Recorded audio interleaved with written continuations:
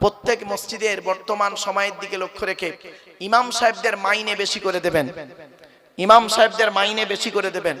যে মসজিদে ইমামের মাইনে কম, ওই মসজিদের মুসল্লিদের নামাজ আল্লাহর দরবারে কবুল হওয়া খুবই মুশকিল আছে। আর একটা কথা বলে যাচ্ছি, মনে রাখবেন, মানা না মানা আপনার ব্যাপার। কিয়ামতের মাঠে আল্লাহ আমাকে যখন জিজ্ঞাসা করবে, আব্দুল্লাহ কিল মারুফ কথাগুলো বলেছিলিস, এই দুনিয়ার রেকর্ড তো রয়েছে, আর আমার দুই কাঁধে দুই ফেরেশতা সিসি ক্যামেরা রয়েছে, কিরামান কাতিবিন, এই দুই ফেরেশতাই রইল সাক্ষী।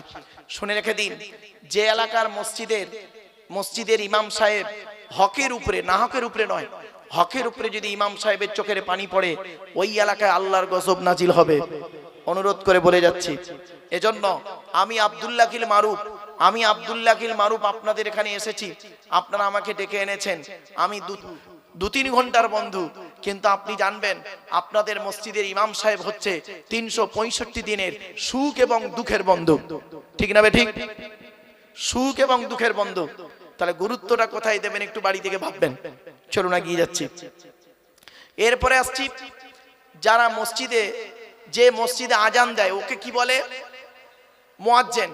পশ্চিম বাংলার কথা বলছি।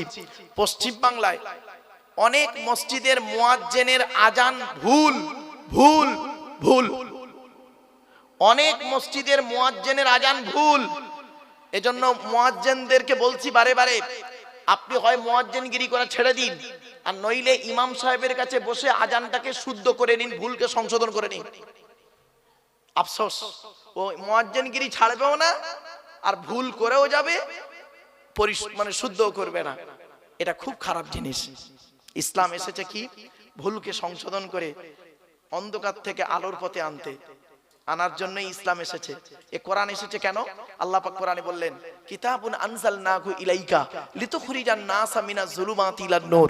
আল্লাহ পাক বলছেন সূরা ইব্রাহিমের মধ্যে, আল্লাহ বললেন কি, নবী তোমার উপরে আমি এই কোরআন অবতীর্ণ করেছি, কি এই কোরআনের মাধ্যমে তুমি কি করবে? যে সমস্ত মানুষরা অন্ধকারের মধ্যে পড়ে আছে, ওদেরকে টেনে টেনে বের করে আলোর দিকে নিয়ে আসবে। এই জন্যই কোরআন নাজিল হয়েছে। কোরআন নাজিল হয়েছে কেন? হুদাল্লিন নাস, মানুষের হেদায়েতের জন্য। অবায়্যিনাতিম মিনাল হুদা ওয়াল ফুরকান, ন্যায় অন্যায়কে পৃথক করার জন্য কোরআন নাজিল হয়েছে। ভুলকে সংশোধন করার জন্য কোরআন নাজিল হয়েছে। আর ভুলটা কিভাবে প্র্যাকটিক্যাল ভাবে সংশোধন করাবেন, তার জন্য মুহাম্মদ সাল্লাল্লাহু আলাইহি ওয়াসাল্লামকে আল্লাহ পাক পাঠিয়ে দিয়েছেন। জোরে বলে, আমরা এগুলোকে একদম ফলো করিনি, যার জন্য আমাদের উপরে সমস্যা এসে গেছে। আল্লাহ রাসূল পৃথিবী ছাড়ার আগে বলেছিলেন, তারাকতু ফীকুম আমরাইনি লাম তাদিল্লু মা তামাসসাকতুম বিহিমা কিতাবাল্লাহ ওয়া সুন্নাত রাসূলিহি। আমি মুহাম্মদ সাল্লাল্লাহু আলাইহি ওয়াসাল্লাম তোদের ছেড়ে চলে যাচ্ছি, যাবার সময় দুটো জিনিস রেখে যাচ্ছি। এক হলো কোরআন, যে কোরআন আমার উপরে নাজিল হয়েছে, আর দুই হলো সুন্নাহ, হাদিসগুলো রেখে গেলাম। যতদিন পর্যন্ত কোরআন হাদিসটাকে আঁকড়ে ধরে থাকবি বান্দা, ততদিন তোদের গায়ের লোম কেউ টলাতে পারবে না। আমরা কোরআনটা ফলো করিনি, হাদিসকেও ফলো করিনি, আর সেই মোতাবেক জীবনযাপন করিনি, তাই আমাদের উপরে বিপদ আপদ মুসিবত তো আসবেই।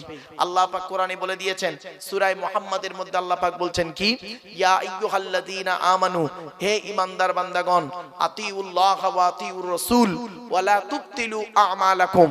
আল্লাহ পাক বললেন সূরা মুহাম্মাদের ভিতরে, আল্লাহ পাক বললেন, ইয়া আইয়ুহাল্লাযীনা আমানু, হে ঈমানদার বান্দাগণ, আতিউল্লাহ ওয়া আতিউর রাসূল, তোমরা আল্লাহকে অনুসরণ করো, রাসূলকে অনুসরণ করো, ওয়ালা তুবতিলু আমালাকুম, তাহলে আল্লাহ পাক তোমাদের আমলগুলো বরবাদ করে দেবে না। আজকের আল্লাহর পাঠানো কিতাবকে যদি আমরা ফলো করি, আমাদের সমস্যাই থাকবে না। চলুন আজকের সেই আল্লাহর কোরআনের পরিচয় দিতে গিয়ে আজ আপনাদের কাছে টুকটুক করে একটা করে কথা বলে যাচ্ছি। কোরআন আল্লাহ, মসজিদ আল্লাহর ঘর, সে সম্পর্কে সংক্ষেপে আপনাদেরকে বুঝিয়ে দিয়েছি। এবার আসছি, যিনি আমাদের সৃষ্টিকর্তা তিনি আল্লাহ। আল্লাহর পরিচয় হলো চারটে। এক নাম্বার, আল্লাহ নিজেই বলছেন, কুল, নবী তুমি বলো, হুয়াল্লাহু আহাদ, সে আল্লাহ হলেন একক। দুই নাম্বার, আল্লাহুস সামাদ, আল্লাহ হলেন অমুখপেক্ষী, আল্লাহ কারোর মুখপেক্ষী নন, সারা পৃথিবী তার মুখপেক্ষী। তিন নাম্বার, লাম ইয়ালিদ ওয়া লাম ইউলাদ, আল্লাহ কাউকে জন্ম দেয়নি, আল্লাহ কেউ জন্ম দেয়নি। চার নাম্বার, ওয়া লাম ইয়াকুল লাহু কুফুয়ান আহাদ, আল্লাহর সমকক্ষ কেউই নেই। এই হলো আল্লাহর চারটে পরিচয়। এরপরে আল্লাহ বলছেন, তো দেহের মধ্যে আমি চারটে জিনিস দিয়েছি গুরুত্বপূর্ণ, বাড়িতে গিয়ে চারটে জিনিসকে যত্ন করবেন। কি কি? এক নাম্বার, ব্রেন। উল্টো পাল্টা বাজে মন্তব্য করে আর বাজে টেনশন করে ব্রেনটাকে নষ্ট করবেন না। আল্লাহ ব্রেন দিয়েছে, অতি সূক্ষ্ম জিনিস, আর এটা খুব বড় নিয়ামত। এটা খুব বড় নিয়ামত, আল্লাহ দেয়া নিয়ামত, আমাদের ব্রেন। আল্লাহ বলে তোর ব্রেন দিয়েছি, ভালো চিন্তা ভাবনা করবি, সুচিন্তা ভাবনা করবি, আমার সৃষ্টি নিয়ে গবেষণা করবি, চিন্তা ভাবনা করবি, লোকের গোঁজা মেরে মেরে বেড়াস না। আমরা সেদিকে না গিয়ে লোকের গোঁজা মারতেই শুরু করলাম, এর দুর্নাম ওর বদনাম করতে শুরু করে দিলাম। চলো 2 নাম্বার আল্লাহ বলছেন আরেকটা তোর দেহের মধ্যে অঙ্গ দিয়েছি, সেই অঙ্গটার নাম হলো হাড়টাকে যত্ন করিস। 3 নাম্বারে আল্লাহ বললেন আরেকটা অঙ্গ দিয়েছি, তার নাম হলো লিভারটাকে যত্ন রাখার জন্য আমি আল্লাহ পৃথিবীতে 2টো খাবার তৈরি করেছি। 1 নাম্বার হলো পেঁপে আর 2 নাম্বার হলো বাতাবি লেবু। এই 2টো খাবার পৃথিবীতে তৈরি করেছি তো লিভারটাকে ঠিক রাখার জন্য। 4 নাম্বার হলো কিডনি, এগুলো একটু মনে রাখুন, কিডনি। তো আমি আল্লাহ 2টো কিডনি তোকে দিয়েছি, একটা যদি কোনো মতে খারাপ হয়ে যায় আর একটা দিয়ে তুই কাজ চালিয়ে নিবি, আর যদি দুটোই খারাপ হয়ে যায় বাঁচার আশা ছেড়ে দিবি, ডায়ালিসিস করতে করতে শেষ, আর নয় চেঞ্জ করা ছাড়া উপায় নেই, বাড়ি থেকে ভাববেন। এরপরে আল্লাহ বলছেন তোর দেহের মধ্যে আমি 9টা ছিদ্র দিয়েছি। কটা? আমাদের দেহের মধ্যে আল্লাহ 9টা ছিদ্র দিয়েছে। 9টা ছিদ্র কি কি?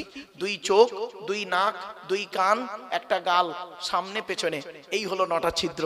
এই 9টা ছিদ্রের যে কোনো একটা ছিদ্রের মাধ্যমে ফেরেশতার দ্বারা আল্লাহ পাক আমাদের আত্মা বের করে নেয়। কত মানুষ মারা গেছে দেখবেন আপনাদের গ্রামে, কত মানুষ মারা গেছে দেখবেন, গিয়ে দেখবেন লোকটা মরে গেছে, পেশাব ফিরে ফেলেছে, বুঝে নেবেন আত্মাটা ওর পেশাবের রাস্তা দিয়ে বেরিয়ে গেছে। কোথায় আছেন আপনি? কত মানুষ মারা গেছে দেখবেন পায়খানা ফিরে ফেলেছে, বুঝে নেবেন আত্মাটা ওর পায়খানা রাস্তা দিয়ে বেরিয়ে গেছে। কত নারী পুরুষ মারা গেছে দেখবেন, লোকটা মরে গেছে, চোখটা চেয়ে আছে, লোকটা মরে গেছে, গালটা হাঁ করে আছে, লোকটা মরে গেছে, ঘাটটা বেঁকে আছে, হাতটা খিঁচে আছে। আবার দেখবেন লোকটা মরে গেছে, দেখলে মনে হবে লোকটা ঘুমিয়ে আছে। কিভাবে মরতে চান?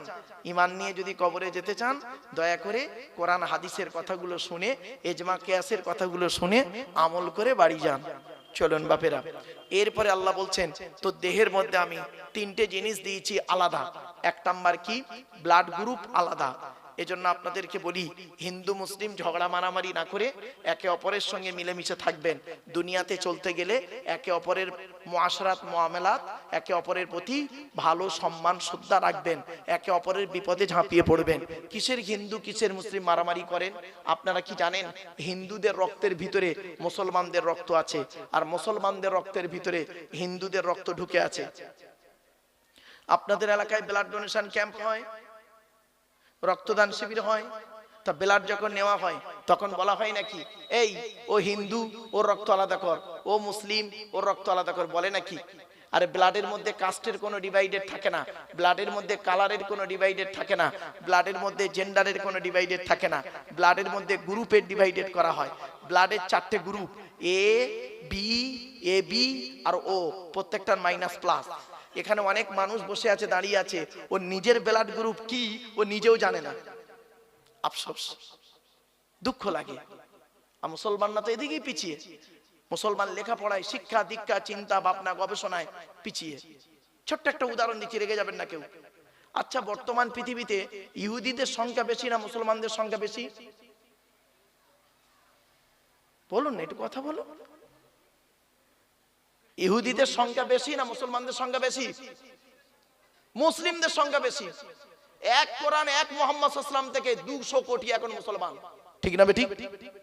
ইহুদিদের সংখ্যা খুব কম ইহুদিরা। তো ইহুদিদের সংখ্যা যদি কম হয়, মুসলমানদের সংখ্যা যদি বেশি হয়, যুক্তি কি বলে? বর্তমানে মার খাচ্ছে কারা? মুসলমানরা বেশি না ইহুদিরা বেশি? কেন? এদের সংখ্যা তো 200 কোটি, এরা মার খাচ্ছে কেন? কারণ হচ্ছে কি জানেন? শোনেন, কুল হুয়াল, কোরআনে আছে, কুল হুয়াল কাদিরু আলা আন ইয়াবাসা আলাইকুম আযাবাম মিন ফাওকিকুম আও মিন তাহতি আরজুলিকুম আও ইয়ালবিসাকুম শিয়াআ ওয়া ইউযীকা বা'দাকুম বা'সা বা'দ। কোরআনের দলিল বাবা, আমার কথা নয়। সূরা আনামের মধ্যে আল্লাহ বলছেন, নবী তুমি বলে দাও আমার আযাব হলো 3 ধরনের। কয় ধরনের? আমার আযাব 3 ধরনের। 1 নাম্বার হলো মাথার উপর থেকে আযাব আসবে, শাস্তি। 2 নাম্বার হলো পায়ের তলা থেকে শাস্তি, আযাব আসবে, মানে ভূমিকম্প ইত্যাদি। আর 2 নাম্বার হলো পৃথিবীর উপরে আযাব, শাস্তি। এই আয়াতের পিছনে একটা হাদিস আছে। আল্লাহর নবী মুহাম্মদ সাল্লাল্লাহু আলাইহি ওয়াসাল্লাম আল্লাহর কাছে 3টে দোয়া চেয়েছিলেন, তার মধ্যে 2টো কবুল হয়েছে, একটা কবুল হয়নি। কি দোয়া চেয়েছিলেন? আল্লাহর নবী মুহাম্মদ সাল্লাল্লাহু আলাইহি ওয়াসাল্লাম আল্লাহকে বললেন, আল্লাহ আমি আপনার কাছে এই দোয়াগুলো চাইছি। কি নবী কি চাইছেন আপনি বলুন। তখন আল্লাহ রাসূল বললেন, আল্লাহ আমার উম্মতদেরকে আপনি দয়া করে না খাইয়ে মেরে ফেলবেন না, ক্ষুধা দিয়ে মারবেন না। আল্লাহ বললেন, নবী এ দোয়া কবুল হয়ে গেল, আপনার উম্মতদেরকে আমি না খাইয়ে মারবো না, ওরা খেয়েই ওরা মরবে, চিন্তার কোনো কারণ নেই। তো উম্মতে মুহাম্মাদিয়া এত খাওয়া খাচ্ছে, কোলেস্টেরল বেড়ে যাচ্ছে, সুগার খেতে খেতে সুগার হয়ে যাচ্ছে, আবার এত খাওয়া খাচ্ছে ভুঁড়ি বেড়ে যাচ্ছে, অসুবিধা নেই, যাক। 2 নাম্বার নবীজি দোয়া চাইলেন কি, যে আল্লাহ আমার উম্মতদেরকে আপনি ওই ফেরাউনের সঙ্গীদের সাথে যেমন সঙ্গীরা যেমন মরে গিয়েছিল পানিতে ডুবে, ওই রকম ভাবে আপনি মারবেন না আমার উম্মতদেরকে। আল্লাহ বললেন, নবী এ দোয়া কবুল হয়ে গেল, যান আপনার উম্মতদেরকে আমি পানিতে ডুবিয়ে মারবো না। আল্লাহ ওয়াদা করলেন, আপনার উম্মতদেরকে আমি পানিতে ডুবিয়ে মারবো না।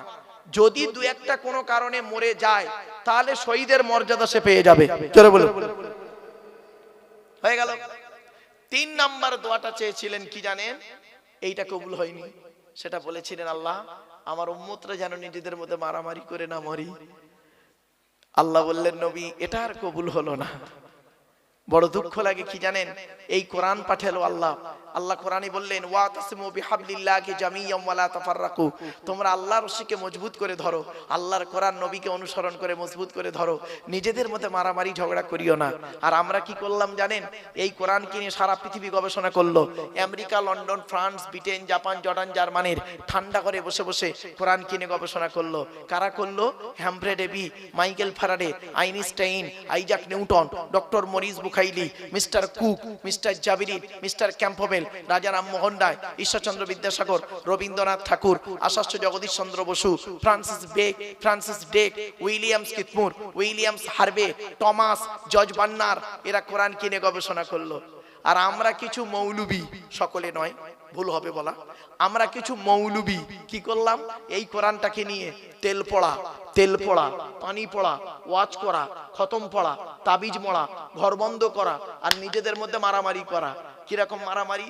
গোল টুপি, লম্বা টুপি, চেরা জামা, ফাড়া জামা, তবলিগ, ফুরফুরা, বেরেলি, ওয়াহাবি, জামাত ইসলামী, আহলে হাদিস, বুকে হাত বাঁধা, নাভির নিচে হাত বাঁধা, জোরে আমিন বলা, আস্তে আমিন বলা, 20 রাকাত তারাবি, 8 রাকাত তারাবি, 1 রাকাত বেতের, 3 রাকাত বেতের, কিয়াম করা না করা, মোনাজাত করা না করা, জানাজার পরে দোয়া করা না করা।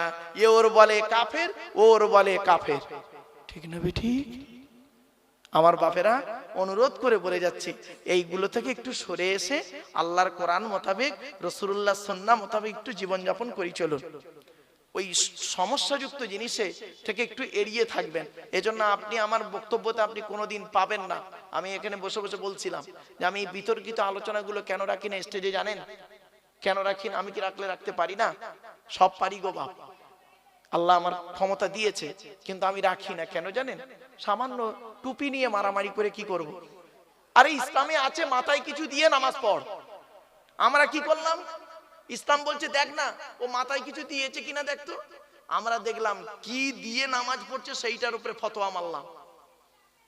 ও টুপিটা গোল, লম্বা, উঁচু, 5 কলি, রুমাল হয়ে গেল।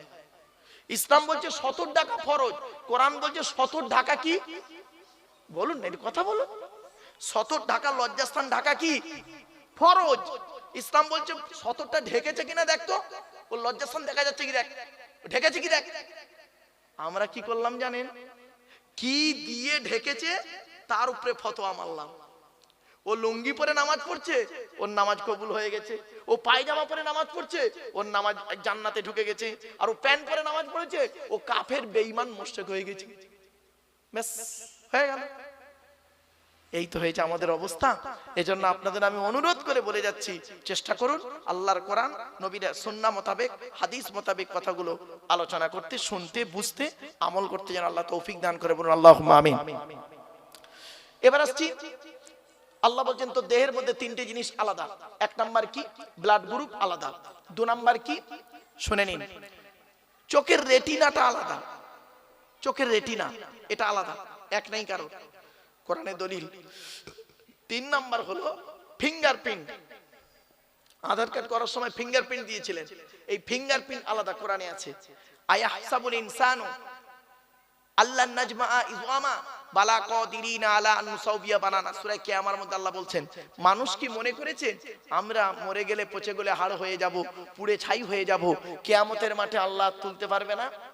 এই পৃথিবীতে যেমন ওদের বুড়া আঙুলের ছাপ যেমন কারোর সঙ্গে যেমন কারোর কোনো মিল নেই, কিয়ামতের মাঠে কারোর সঙ্গে কারোর কোনো মিল পাবে না। জোরে বলুন সুবহানাল্লাহ। এই কোরআনকে নিয়ে গবেষণা করলো সারা বিশ্ব, আর আমরা সেই কোরআন থেকে পিছিয়ে পড়ে রইলাম। চলুন আরো দুটো এগিয়ে যাচ্ছি।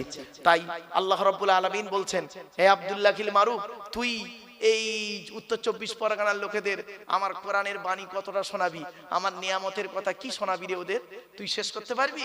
কোরআন বলছে, ওয়ালাউ আন্নামা ফিল আরদি মিন শাজারাতিন আকলামু ওয়াল বাহরু ইয়ামুদ্দুহু মিন বা'দিহি সাবআতু আবহুরিম মা নাফিদাত কালিমাতুল্লাহ। 21 নম্বর পারার 12 নম্বর পৃষ্ঠা 13 নম্বর লাইন, সূরার নাম সূরা লোকমানের মধ্যে আল্লাহ পাক জানিয়ে দিলেন, পৃথিবীর সমস্ত বৃক্ষগুলোকে যদি কলম বানাস, সমুদ্রের পানি নিয়ে যদি কালি তৈরি করিস, আমার গুণগান যদি লিখতে শুরু করিস, লিখেও শেষ করতে পারবি না। অন্য আয়াতে আল্লাহ বললেন, ওয়া ইন তাউদ্দু নি'মাতাল্লাহি লা তুহসুহা।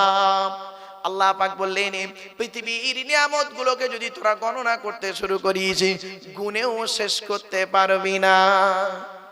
এজন্য আমার বাপেরা, এই পৃথিবীর নিয়ামতের ভিতর থেকে একটা শ্রেষ্ঠ নিয়ামত হলো আল্লাহ রসুলকে পাঠানো, আর আরেকটা নিয়ামত হলো কি, রসুলের উপরে কোরআন নাযিল করা। জোরে বলো। সেই কোরআন আমার সামনে রয়েছে। আজকের এই কোরআন থেকে একটা সূরার সংক্ষিপ্ত আলোচনা আপনাদের কাছে রাখবো। শুনতে রাজি আছেন বাপ? হ্যাঁ, চলো আগে এবার কোরআনের আচ্ছা, কোরআন যার উপরে নাজিল হয়েছে তার পরিচয় দেবো, তারপরে কোরআনের পরিচয় দিয়ে কোরআনের ওই সূরাটির ভিতরে ঢুকে যাব। চলো, কোরআন যার উপরে নাজিল হয়েছে তার নাম কি? মুহাম্মদ সাল্লাল্লাহু আলাইহি সাল্লাম, তাই তো? আচ্ছা, নবীদের পরিচয় কটা শুনে নিন। নবীদের পরিচয় হলো 3টে। কটা কটা কটা? 3টে। আল্লাহর পরিচয় হলো 4টে, মাথায় রাখুন। নবীদের পরিচয় হলো 3টে। কি কি? 1 নাম্বার, যিনি নবী হবেন তার চরিত্র উত্তম হতে হবে। এই পৃথিবীতে কোনো নবীর চরিত্র খারাপ ছিল না, আর থাকবে না। জোরে বলুন। প্রত্যেক নবীর চরিত্রকে আল্লাহ পাক উত্তম করে পাঠিয়েছেন। এজন্য নবীদের সম্পর্কে বাজে মন্তব্য কোনোদিন করতে যাবেন না, সাহাবীদের সম্পর্কে বাজে মন্তব্য কোনোদিন করতে যাবেন না। প্রত্যেকটা সাহাবী হলেন নক্ষত্রের ন্যায়। আল্লাহ রাসূল বলেছেন, আসহাবিকান নুজুম বিআইয়িহিম ইক্তিদাইতুম ইহতিদাইতুম। আমার প্রত্যেকটা সাহাবী হলো নক্ষত্রের ন্যায়, যাকে অনুসরণ করবে তার মাধ্যমে দুনিয়াতে শান্তি সম্মান পাবে, আখিরাতে জান্নাত পেয়ে যাবে। চলো এবার আসছি। 1 নাম্বার হলো নবীদের, নবী যিনি হবেন তার চরিত্র উত্তম হতে হবে। 2 নাম্বার হলো যিনি নবী হবেন তার উপরে আল্লাহর তরফ থেকে ওহী নাযিল হতে হবে। 3 নাম্বার হলো যিনি নবী হবেন তার দ্বারাই অলৌকিক ঘটনা ঘটতে হবে। একটা হোক বা 50টা হোক, পৃথিবীতে যত নবী এসেছেন প্রত্যেক নবীর মাধ্যমে আল্লাহ পাক 1 থেকে 50টার ভিতরে মুজিজা দিয়েছেন। আমার নবী, বিশ্ব নবী, কুল কায়নাতের রাসূল, রাহমাতুল লিল আলামিন মুহাম্মদ সাল্লাল্লাহু আলাইহি ওয়াসাল্লামের মাধ্যমে আল্লাহ পাক পৃথিবীতে 1000-এরও বেশি মুজিজা দিয়েছেন। সর্বশ্রেষ্ঠ হলো এই কোরআনুল কারীম নাযিল করা। কি ভাবলেন আপনি? এই কোরআন কি যাতা ভাবলেন? 1000-এরও বেশি মুজিজা, তার মধ্যে একটা বলবো। আমি বলবো, কি বলুন? এই দেখেন, একটা ছোট্ট মুজিজা বলছি, মানে সংক্ষিপ্ত সময়ের মধ্যে। মুজিজা ছোট নয়, মানে ঘটনাটা ছোট্ট করে বলছি বোঝার জন্য। আল্লাহ রাসূল একদিন দাঁড়িয়ে আছেন, সঙ্গে কিছু সাহাবী রয়েছেন। আল্লাহর নবী দাঁড়িয়ে আছেন, সঙ্গে কিছু সাহাবী আছেন। একটা মৌমাছির দল উড়ে উড়ে যাচ্ছে। আল্লাহর নবী মৌমাছিদের দিকে লক্ষ্য করে বললেন, হে মৌমাছির দলেরা দাঁড়িয়ে যাও। সঙ্গে সঙ্গে মৌমাছির দলটা দাঁড়িয়ে গেলেন। যেই দাঁড়িয়ে গেল, আল্লাহ রাসূল বললেন, আমি তোমাদেরকে একটা প্রশ্ন করব, উত্তরটা আমাকে দিয়ে যাও। আল্লাহর নবী বললেন, ওরে মৌমাছির দল, পৃথিবীর জমিনে 1000 রকমের ফুল আর ফল থেকে খাবার সংগ্রহ করো, কোনোটা টক, কোনোটা মিষ্টি, কোনোটা তিতো, কোনোটা কষা। তো তোমাদের পেটের ভিতরে মধুটা এত মিষ্টি হয় কিভাবে? সঙ্গে সঙ্গে মৌমাছির দলের ভিতর থেকে একটা মৌমাছির জবানকে আল্লাহ খুলে দিলেন। ওই সময় সঙ্গে সঙ্গে একটা মৌমাছির ভেতর মৌমাছি বলল কি জানেন? আসসালামু আলাইকা ইয়া রাসূলুল্লাহ, আসসালামু আলাইকা ইয়া হাবিবাল্লাহ। আমরা হলাম কর্মী মৌমাছি, আমাদের চাকে রানী মৌমাছি বসে আছেন, তিনি আমাদের আদেশ করেছেন তোমরা যেখান থেকে মধু সংগ্রহ করবে, যেখান থেকে মধু সংগ্রহ করবে, সেখান থেকে আমার চাকে আসার মাঝখানে রাস্তায় যতটুকু সময় পাবে আখিরি নবীর উপরে দরুদ পড়তে পড়তে আসবে। কি ভাবলেন বাপেরা? বাড়ি থেকে ভাববেন। চলুন এবার আসছি আমাদের নবীর পরিচয়টা দিয়ে দিই। আমাদের নবী কোন বংশের মানুষ ছিলেন? কুরাইশ। কুরাইশ কার নাম শুনে নিন। মুহাম্মাদের বাপের নাম আব্দুল্লাহ, আব্দুল্লাহর বাপের নাম আব্দুল মুত্তালিব, আব্দুল মুত্তালিবের বাপের নাম আব্দে মান্নাফ, আব্দে মান্নাফের বাপের নাম হাশেম, হাশেমের বাপের নাম কুসাই, কুসাইয়ের বাপের নাম কিলাব, কিলাবের বাপের নাম মুররা, মুরার বাপের নাম লুবাই, লুবাইয়ের বাপের নাম কাব, কাবের বাপের নাম গালিব, গালিবের বাপের নাম ফিগির, ফিগির থেকে কুরাইশ বংশ এসেছে। বাবা সুবহানাল্লাহ বলতে এতই কষ্ট আপনাদের? যদি কষ্ট হয় আর বলবো না সুবহানাল্লাহ বলতে, চিন্তার কোনো কারণ নেই। রাসূলুল্লাহর পরিচয় পাচ্ছেন আপনি, শুধু তো আমরা পরিচয় না দিয়ে নবী নবী করে চিৎকার করি। চলুন, নবীর বাপের নাম আব্দুল্লাহ, মায়ের নাম আমিনা, দাদার নাম আব্দুল মুত্তালিব, দাদির নামটা কি? নেতিলা বিনতে কব্বাব ব্রাকেটে ফতেমা, কেউ বলেছেন সামিরা। নবীর নানার নাম হলো আব্দুল ওয়াহাব জুগুরি, নবীর নানির নাম হলো বারিরা বা বাররা, নবীর দুধবার নাম হলো হালিমা, নবীর দুধ বাপের নাম হলো হারেস, নবীর দুধ ভাইয়ের নাম আব্দুল্লাহ, নবীর বাপের নাম আব্দুল্লাহ, নবীর দুধ ভাইয়ের নাম আব্দুল্লাহ, দুটো যেন এক করে ফেলবেন না। নবীর জন্ম 570 খ্রিস্টাব্দে। ইংরেজি কি মাস ছিল? 29শে আগস্ট। আরবি মাস ছিল রবিউল আউয়াল মাস, 12 তারিখ, মতান্তরে 9 তারিখ, সোমবার শবে সাদেকের সময় আরবের মক্কা নগরী কুরাইশ বংশে নবীর জন্ম। নবীর বাপেরা হলো 10 ভাই, নবীর মায়েরা হলো 19 বোন। নবীর 9টা চাচা, 18টা খালা, 6টা ফুফু, 7টা ছেলে মেয়ে। নবীর 9টা চাচার নাম কি? বড় চাচার নাম হারিস, জুবাইর, মুকাইম, ফাইদাক, জাইদাক, আবু লাগাব, হামজা, আব্বাস, আবু তালেব। নবীর বাপ হলো আব্দুল্লাহ।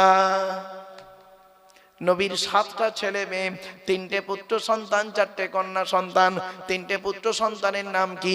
বড় ছেলেটার নাম হলো কাসেম, পরের ছেলেটার নাম হলো তাহের বা তৈয়েব, ছোট ছেলেটার নাম হলো ইব্রাহিম। 4টে কন্যা সন্তানের নাম কি? বড় মেয়েটার নাম জাইনাব, রুকাইয়া, উম্মে কুলসুম, ছোট মেয়েটার নাম হলো ফাতেমা। এরপরে আসছি কোরআন নাজিল হলো নবীর উপরে। এখন কোরআনের পরিচয়টা দিয়ে দিই, শুনে নিন। এ কোরআন আল্লাহর তরফ থেকে জিবরাইলের মাধ্যমে হযরত মুহাম্মদ সাল্লাল্লাহু আলাইহি ওয়াসাল্লামের উপরে আরবের মক্কা নগরের নিকটবর্তী একটি গুহা, গুহাটির নাম হলো হেরা। হেরা নামক গুহাতে 610 খ্রিস্টাব্দে, কত কত কত 610 খ্রিস্টাব্দে 1 ফেব্রুয়ারি সোমবার, এগুলো মনে রাখবেন। আজকের তারিখটা কত আছে বাবা? 23শে ডিসেম্বর 2025 সাল, তাই তো নাকি? কি বার ছিল আজকে? মঙ্গলবার। আর কোরআন এসছে কবে? 610 সালে। 610 সালে 1 ফেব্রুয়ারি সোমবার। বাড়ি থেকে দুটো সাল লিখবেন, উপরে লিখবেন 23/12/2025 সাল, আর নিচেই লিখবেন 2/1/610 সাল। মাইনাস প্লাস করবে, করলেই পেয়ে যাবে কতদিন আগে এই কোরআন নাজিল হয়েছে। 610 খ্রিস্টাব্দে 1 ফেব্রুয়ারি সোমবার কোরআনের প্রথম আয়াত নাজিল হলো, ইকরা, রিড, পড়ো পড়ো পড়ো। আর আমাদের প্রথম বাক্য এখন কি জানেন? রাগ করবেন না কেউ। গেল গেল গেল, পেট শান্তি দুনিয়া শান্তি। এই কোরআনে আছে 82 জায়গায় নামাজের কথা বিভিন্ন অ্যাঙ্গেলে, আর 92 জায়গায় আছে লেখাপড়ার কথা। আমরা লেখাপড়ায় পিছিয়ে আছি, রাগ করবেন না, খারাপ সেন্স নেবেন না কিন্তু। চলুন, এখানে অনেক মানুষ আছে দেখবেন, একদম বাস্তব বলছি, আমার মা বোনরা কেউ রেগে যাবেন না দয়া করে। অনেক বাড়িতে গিয়ে দেখবেন সানসেট গুলোতে বিশাল বড় বড় কিতাব কেনা আছে, ছেলে আমার আলেম হবে, মাস্টার, ডাক্তার, ইঞ্জিনিয়ার, প্রফেসর হবে। আর অনেক বাড়িতে গিয়ে দেখবেন সানসেট গুলোতে বিশাল বড় বড় তরকারির হাঁড়ি আছে, মাল বগরাই দিয়ে বেরোবে। বাবা, হাঁড়ি দিয়ে ঘর ভর্তি না করে কিতাব দিয়ে ঘর ভর্তি করুন। ছেলেকে ধনী না বানিয়ে জ্ঞানী বানিয়ে যান, ছেলেকে ধনী না বানিয়ে জ্ঞানী বানিয়ে যান। অনুরোধ করে বলে যাচ্ছি, শতমূর্খ লয়ে আমি স্বর্গে নাহি যাব, দ্বাদশ পণ্ডিত নিয়ে পাতালেই রব। 100 জন মূর্খ মানুষকে নিয়ে স্বর্গে গিয়ে কোনো লাভ নেই, 12 জন শিক্ষিত লোককে নিয়ে নরকে থাকা অনেক ভালো। মূর্খ বন্ধুর থেকে শিক্ষিত শত্রু ভালো। জ্ঞানী গুণী বুদ্ধিজীবী মানুষ লেখাপড়ার গুরুত্ব কত বেশি জানেন, শুনলে চমকে যাবেন। ছোট্ট একটা উদাহরণ দিচ্ছি আপনাদেরকে, অনুরোধ করে বলে যাচ্ছি, আপনারা যেমন ছেলেদেরকে মাধ্যমিক, উচ্চ মাধ্যমিক, বিএ পাস, এমএ পাস, আলেম, হাফেজ, মাস্টার, ডাক্তার, ইঞ্জিনিয়ার, প্রফেসর করাচ্ছেন, সাথে সাথে মেয়েদেরকেও মাধ্যমিক, উচ্চ মাধ্যমিক, BA pass, MA pass, আলেমা, হাফেজা, master, doctor, engineer, professor করাবেন। কারণ কি জানেন, ইংরেজিতে একটা কথা আছে, one mother's is equal to 100 teachers. একটা মা হলো 100 জন শিক্ষকের সমতুল্য। একজন পুরুষ যদি শিক্ষিত হয় সে কেবল নিজেই শিক্ষিত হয়, একজন নারী যদি শিক্ষিত হয় গোটা পরিবারটা শিক্ষিত হয়। নারী শিক্ষার গুরুত্ব খুব বেশি গো বাপ। এই কোরআনে 3টে সূরা আছে শুধু নারীদের আলোচনা। সূরায়ে নিসা, সূরায়ে নিসার মধ্যে নারীদের আলোচনা, সূরায়ে নূর নারীদের আলোচনা, সূরায়ে আহজাব নারীদের আলোচনা। কোথায় আছেন আপনি? আপনি তো সব ভাবেননি কোনোদিন। এই কোরআনে আছে 250 রকমের হারাম। কত কত কত? 250 রকমের হারাম। আর এই কোরআনে আছে 250 রকমের হালাল। আপনি কটা হারাম জানেন? ওই সুদ খাওয়া, মদ খাওয়া, ঘুষ খাওয়া, বিয়ের পণ্য বা নারী নির্যাতন করা, জমির আল চুরি করা, হুক মেরে কারেন্ট নেওয়া জানে না। 250 রকমের হারাম। 2-4টা বলবো? হ্যাঁ, এই দেখুন, স্ত্রীর পিতামাতাকে গালি দেওয়া হারাম। স্ত্রীর পিতামাতাকে, শ্বশুর শাশুড়ি গালি দেওয়া হারাম। এবার আপনি এখানে বসে ভাবুন, ঈদের দিন রাতের বেলা একটু রাত করে ঘুমিয়েছেন, সকালবেলা আপনার স্ত্রী ঈদের দিন সকালবেলা উঠতে একটু দেরি করেছে, বেচারা উঠতে পারেনি ঠিক মতো, এখন খাবার তৈরি হয়নি, ও করেছে কি, ঈদের নামাজ পড়তে যাবে, খাবার এখনো হয়নি। স্ত্রীকে করলো কি, ঈদের দিন সকালবেলা তার মামা তুলে গালাগালি করলো, এমনকি মরা বাপটাকে কবর থেকে তুলে আনলো, মরা মাটাকে কবর থেকে তুলে আনলো, তার চোখের পানি ফেলেই দিয়ে ও করলো কি, গোসল করে নতুন জামা কাপড় পরে আতশ সুরমা মেখে 2 রাকাত ঈদের নামাজ, মাঠে গিয়ে ঈদের নামাজ পড়ে ইমাম সাহেবের বুকে বুকে মিলছে। হাও মনে করলো ঈদের নামাজ আল্লাহ কবুল করে ফেলেছে। এত সোজা নয়, এত সোজা নয়। কোরআনে বলা হয়েছে নাসাবা ওয়া সিহরা, শ্বশুর জামাইয়ের সম্পর্ক আল্লাহ দিয়েছে, দিয়ে বংশ বিস্তার করেছে। কোথায় আছেন আপনি? আরেকটা বলছি শুনুন, আরেকটা হারাম। আল্লাহ রাসূল বলেছেন লানাল্লাহু মান সারাকা মানারাল আরদি, ওই সমস্ত লোকেদের প্রতি আল্লাহর গজব, জাহান্নাম, যারা জমির আলচুরি করে করে জমি বাড়িয়ে নেয়। কত আলচোর চাচা বসে আছে আল্লাহই ভালো জানি, রাগ করবেন না। আরেকটা হারাম দিচ্ছি, রাগ করবেন না আমাকে। আল্লাহ বলছেন ইন্নাল্লাযীনা ইয়াকুলুনা আমওয়ালাল ইয়াতামা যুলমান ইন্নামা ইয়াকুলুনা ফি বুতুনিহিম নারা ওয়া সায়াসলাউনা সাঈরা। 4 নম্বর পারা 17 নম্বর পৃষ্ঠা 14 নম্বর লাইন, সূরার নাম সূরা নিসা 10 নম্বর আয়াত। যারা নিশ্চয়ই যারা এতিমের মাল খেয়ে নেয়, এতিমের মাল যারা খায়, এতিমের মাল যারা ভক্ষণ করে, ওরা ওদের পেটে নরকের আগুনগুলো ঢোকাতে শুরু করে। আমি আল্লাহ ওদের নামে, ওদের জন্য সাইর নামক জাহান্নাম নির্ধারিত করে রেখে দিয়েছি। রাগ করবেন না। বাপ মারা গেছে, চাচা বেঁচে আছে, বাপ মারা গেছে, চাচা বেঁচে আছে, ছোট ছোট ভাইপোদের সম্পত্তি চাচা নিজের নামে রেকর্ড করে বসে আছে, উনি আবার হাজি সাহেব। করবেন না। যারা ইতিমের মাল খেয়ে নেয় তারা হলে জাহান্নামী। বাবা, কত মাদ্রাসা আছে দেখবেন, কত মসজিদ আছে, কত ব্যক্তি আছে দেখবেন, এতিম বাচ্চাদের নামে চাঁদা তুলে, এতিমদের নামে চাঁদা তুলে নিজের গাড়ি বাড়ি বিল্ডিং করে ফেলেছে। বাবাজি, আরো দেখেন হারাম কেমন বেরোচ্ছে টুকটুক টুকটুক করে। রাগ করবেন না, অতি বাস্তব কথা বলে যাচ্ছি। হুকমের কারেন্ট নিয়ে চাচা আমার পাকা চালিয়ে তাহাজ্জুদের নামাজ পড়ছে, চুরি করা কারণে পাকা চালিয়ে তাহাজ্জুদ। বাবা বাবা, হারাম শুনবেন, 250 রকমের হারাম আছে এই কোরআনে, 250 রকমের হালাল আছে এই কোরআনে। আমার বাপেরা, আজকে যে কিতাবের আলোচনা শুনতে বসেছেন, আমি এই জন্যই আপনাদেরকে বলেছিলাম ওয়াজ শোনার লোকের খুব অভাব গো বাপ, আওয়াজ শোনার লোকের অভাব নেই। তাই আমার কপাল খুব ভালো যে আপনারা এখানে কষ্ট করে বসে আছেন। আমার পরবর্তী বক্তা আওলাদে মুজাদ্দিদুজ জামান, তিনি আসবেন, আখরি মোনাজাত করবেন, তার জ্ঞানগর্ভ বক্তব্য আপনারা শুনবেন। তাই তার অপেক্ষায় হয়তো আপনারা অনেকে বিক্ষিপ্তভাবে এতায় ওতায় ছড়িয়ে ছিটিয়ে আছেন। বাবা, আমার তো তেমন ইলিম কালাম নেই, আমার তেমন জ্ঞান নেই বাপ, তবে যতটুকু আল্লাহ দিয়েছে তার ভেতর থেকে আপনাদেরকে যতটুকু আল্লাহ পাক বলাচ্ছেন সেগুলো আপনাদের কাছে তুলে ধরছি। চলুন এগিয়ে যাচ্ছি। এ কোরআনের পরিচয় হলো 610 খ্রিস্টাব্দে 1 ফেব্রুয়ারি। মনে আছে না ভুলে গেলেন? কোরআন 610 খ্রিস্টাব্দে 1 ফেব্রুয়ারি সোমবার কোরআনের প্রথম আয়াত নাজিল হলো। ইকরা, রিড, পড়ো পড়ো পড়ো। এই কোরআন নাজিল হলো কিভাবে? এর ভেতরে কি আছে? 30টা পারা, 30টা পারা, 540টা রুকু, 114টা সূরা, 14 থেকে 15 খানা সাজদা, 7টা মঞ্জিল, 8 থেকে 12 খানা সাক্তা, 6666টা আয়াত, কেউ বলেছেন 6236টা আয়াত, 3,23,215টা অক্ষর। এ কোরআন 22 বছর 9 মাস 14 দিন, কম বেশি 23 বছর ধরে কোন ঘটনাকে কেন্দ্র করে, কোন ব্যক্তিকে কেন্দ্র করে, কোন বস্তুকে কেন্দ্র করে, কোন জায়গাকে কেন্দ্র করে কোরআনের আয়াতগুলো নাজিল হয়েছে। 6000 আয়াত নাজিল হয়েছে, 12,000 জায়গায় নাজিল হয়েছে। 6000 আয়াত 12,000 জায়গায় নাজিল হয়েছে। কটা জায়গার নাম জানেন? শুধু মক্কা আর মদিনাই তো জানেন। ওই সূরার প্রথমে লেখা আছে মাক্কিয়া, মক্কা, আর মাদানিয়া লেখা আছে মদিনাই মনে করলেন না বাবা, 12,000 জায়গায় নাজিল হয়েছে। এই আয়াতগুলো কাকে কেন্দ্র করে, কোথায়, কি অবস্থায়, কোন ব্যক্তিকে কেন্দ্র করে, কোন জায়গাকে কেন্দ্র করে, কোন বস্তুকে কেন্দ্র করে কোরআন আয়াতগুলো নাজিল হয়েছে?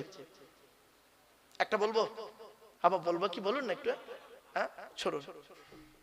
আল্লাহ নবী একদিন বসে আছেন, আল্লাহ নবী মসজিদে নববীতে বসে আছেন, সাহাবীরাও আছে।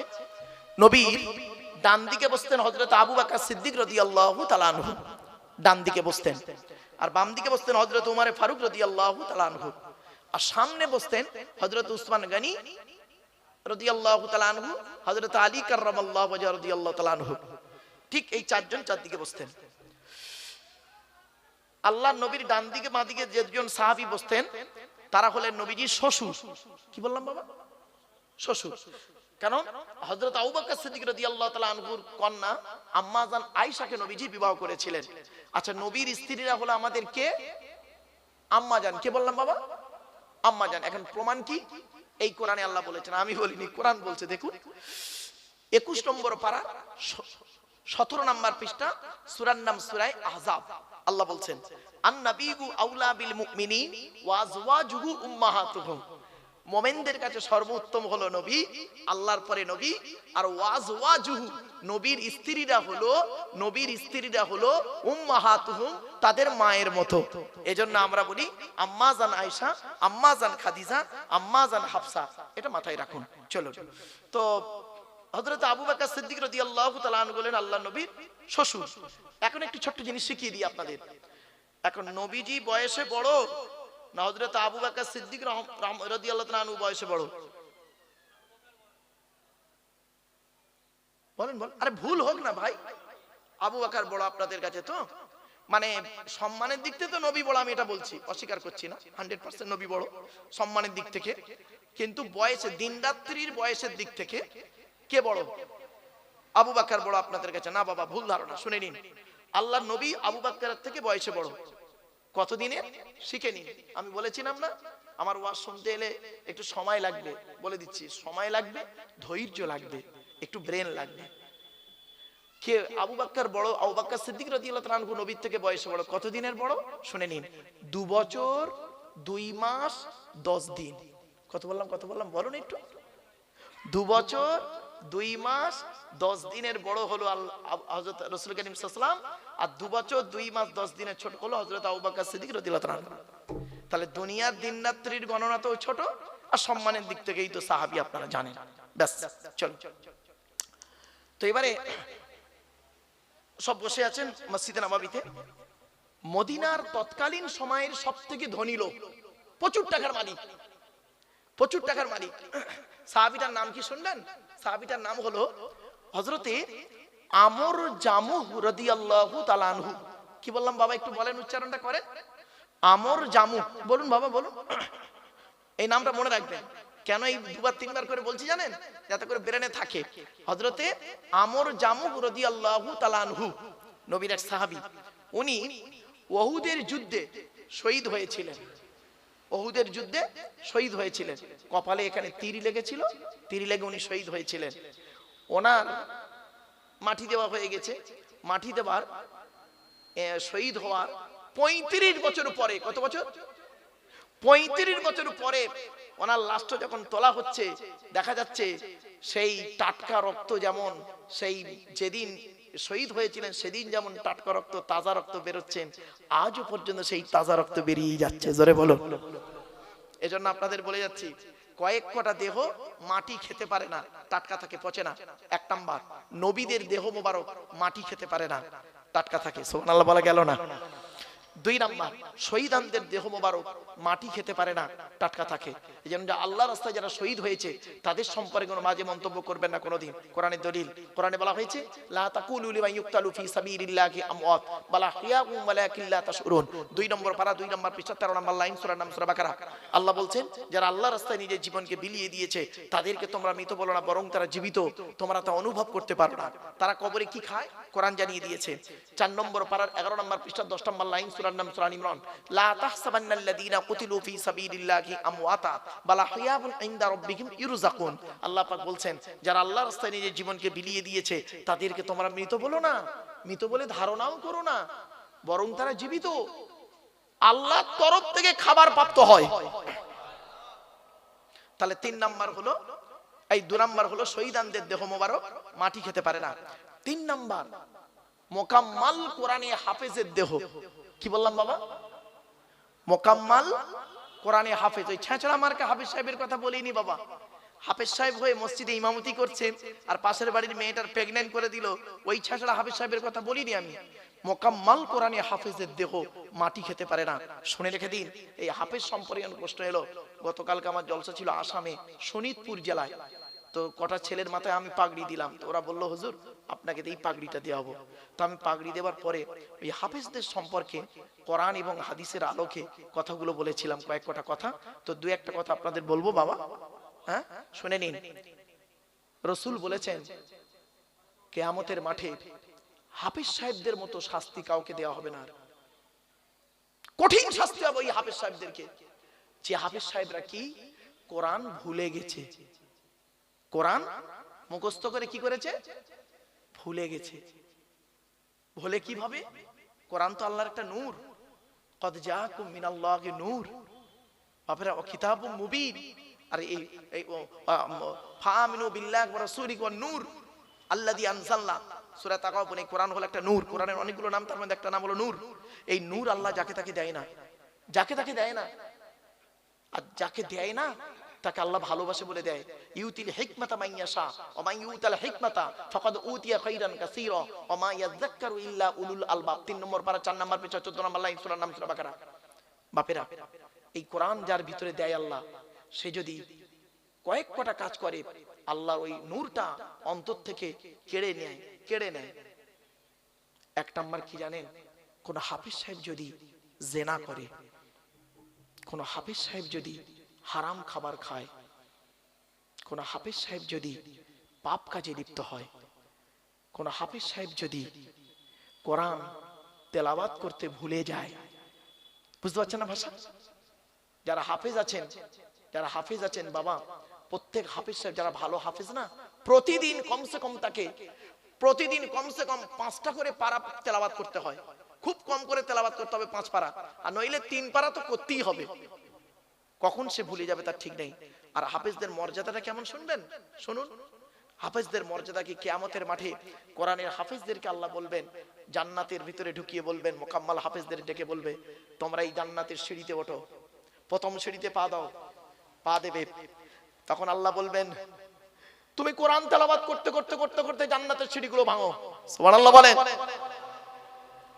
তুমি যে হাফেজ হয়েছিলে, তোমার বাপ কষ্ট করে হাফেজ করেছিল, মা করেছিল মেহনত করে, আজ আমি আল্লাহ করলাম কি, তোমার বাপ আর মায়ের মাথায় নূরের টুপি পরিয়ে দেব। এজন্য মা বোন যারা বক্তব্য শুনছেন, মায়েরা বোনেরা শুনে নিন, পেট থেকে যদি একটা সন্তান হয়, একটা সন্তান যদি পেট থেকে হয়, ওটাকে কোরআনে হাফেজ করাবেন, কোরআনে হাফেজ করাবেন। হাফেজের যে কি গুরুত্ব আপনারা জানেন না। আর হাফেজ করার পরে শুধু এই জরি দর্জি ফুল মেশিনের কাজে দিয়ে শেষ করবেন না। গত পরশুদিন আমার জলসা ছিল হায়দ্রাবাদ, তো হায়দ্রাবাদে অনেক দেখি মানে হাফেজ সাহেব গেছে, ওখানে কি করে বোরকার কাজ করে, সোনার কাজ, গড়ির কাজ করে। কোরআন তো তারা অনেকেই ভুলে গেছে, বাপ অনেকেই ভুলে গেছে, আবার অনেকেই ইয়াদ রেখেছে। তা আমি এই কথাগুলো ওখানে বলেছিলাম যে শুধু হাফেজ হয়ে কোরআনকে ভুলে যেও না। এজন্য কোরআন আল্লাহর একটা বড় নিয়ামত। এই নিয়ামত যে কি জিনিস, এর আলোচনা যারা শুনবে তারা তাদের প্রতি আল্লাহর রহমত নাজিল করবে। এবং কোরআন থেকে যে কথা বলে আল্লাহ পাক তাকে ইলম বাড়িয়ে দেয়। জোরে বলুন সুবহানাল্লাহ। আমার বাপেরা, এজন্য কোরআনের আলোচনা শুনুন, লস হবে না। চলো, 3 নাম্বার হলো মোকাম্মাল কোরআনী হাফেজের দেহ মাটি খেতে পারে না। 4 নাম্বার হাক্কানি আলেমের দেহ, কি বললাম বাবা? হাক্কানি আলেমের দেহ মাটি খেতে পারে না, টাটকা থাকে, পচে না। 5 নাম্বার হলো মুয়াজ্জিনের দেহ, 12 বছর যদি কেউ নিঃস্বার্থভাবে আজান দেয়, ওই দেহ মাটি খেতে পারে না, টাটকা থাকে। জোরে বলো। তাহলে আমরা তো 5টার কেউ হতে পারলাম না, তাহলে আমরা কি বাদ হয়ে যাব? 6 নাম্বার একটা লাইন আছে, বলবো? এই 6 নাম্বারটা অন্তত চেষ্টা করুন। কি? হালাল খানেওয়ালা মানুষের দেহ মাটি খেতে পারে না। কি ভাবলেন? এই জন্য আমি বক্তব্যের শুরুতেই না এই হালাল খাবার কথা বারে বারে বলি। কেন বলি? যারা আলেম ভাই আছেন তারা বুঝতে পারছেন হালাল কি জিনিস। হারামকে বর্জন করুন। সুদ খাওয়া, ঘুষ খাওয়া, বিভিন্ন দিকের হারাম, লটারির টিকিট, জুয়া আর নেশাদ্রব্য জিনিস থেকে দূরে সরে থাকুন। নেশাদ্রব্য জিনিস কুল্লু মুস্কিরিন হারাম, প্রত্যেকটা নেশাদ্রব্য জিনিস হারাম, যেটা মস্তিষ্কের বিকৃতি ঘটায়।